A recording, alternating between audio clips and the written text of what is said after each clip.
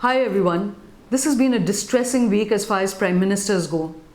Let's look at two men, Prime Minister Manmohan Singh, the incumbent Prime Minister, and Narendra Modi, the self-appointed contender for the seat for 2014. But let's look at Prime Minister Manmohan Singh first. A lot has been said over these last 5 years about the way Prime Minister Manmohan Singh has eroded his credibility and his goodwill by never speaking to the country, by never speaking to the public, by never taking a stand. But what is a much more debilitating quality, which will ultimately erode the chair in ways that it has never been eroded before, is his refusal to take responsibility for anything that happens in his government. Today, again in Parliament, when he spoke on the missing coal files, he refused to take personal responsibility, and he also offered to initiate an investigation. This was a shameful moment. The government, including the Prime Minister, has known about the missing coal files for more than 8 months. But the fact that no action was initiated until there was a public spectacle and scandal in Parliament is something that he absolutely cannot sidestep.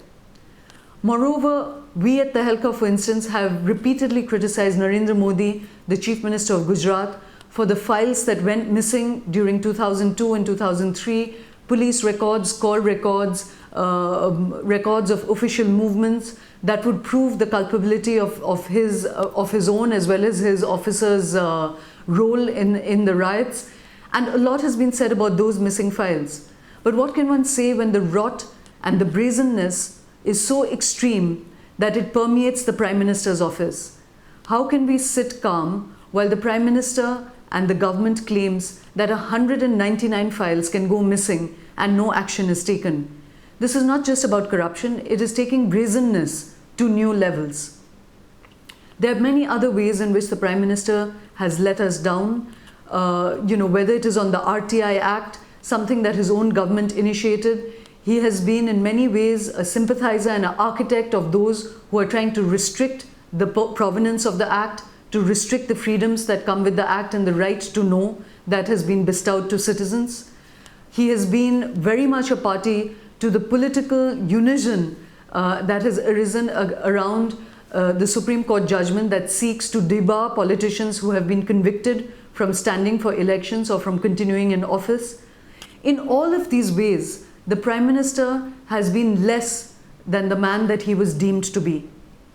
The other big issue on which Prime Minister Manmohan Singh should have been one of our best Prime Ministers but has failed us is on the issue of governance. He was certainly seen as somebody who would bring order into the system. Not only was he an eminent economist, but has been a bureaucrat, and one assumed that he would bring that kind of detailed eye to the implementation of the many schemes that the government has undertaken. But over this past 5 years, not only have delivery mechanisms been abysmal, but the Prime Minister has repeatedly failed on standing by his own better judgment on the way natural resources are used, both on the issue of coal as well as on telecom. He clearly caved into vested interests, and having caved into vested interests, having accommodated less than kosher pressure and power lobbies, he repeatedly sought to keep himself separate from the impacts of the decisions that he took. But now let's shift focus and look at what has happened to Narendra Modi, the self-appointed contender for 2014. This week, one of the senior-most police officers in Gujarat, DG Vanzara, wrote a letter resigning from office, from the police service. In the letter, he details in explicit detail the ways in which the Home Minister Amit Shah and Chief Minister Narendra Modi closely monitored and sanctioned the encounters that were taking place in Gujarat. Tehelka has done a lot of seminal work both on the Gujarat riots as well as the encounters, and we are often accused of having a kind of excessive attention on these encounters. I've written this before, but I'd like to reiterate. The reason that we have kept such focus on these encounters is because not only because they were false encounters, but because those who were deemed to be terrorists themselves seemed doubtful.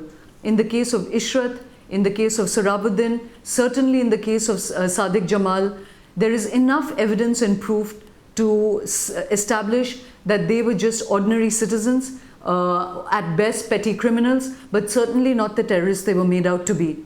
So the fact that an elaborate conspiracy was hatched and that a large part of the police machinery was officially made to collude in these encounters to create political mileage for the Chief Minister and the Home Minister is a deeply disturbing fact.